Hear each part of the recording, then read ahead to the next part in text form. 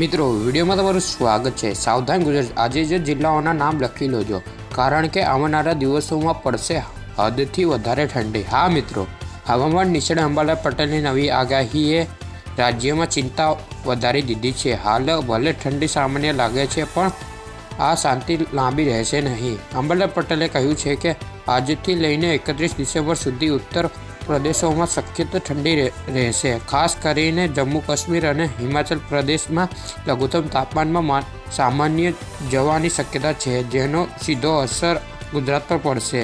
ગુજરાત ઉત્તર અને પૂર્વ પવનનો ઠંડીનો વધુ તીવ્ર બનશે। રાત્રે અને સવારે સમયે હાડ ધ્રુજાવી દે તેવી ઠંડી પડવાની શક્યતા છે।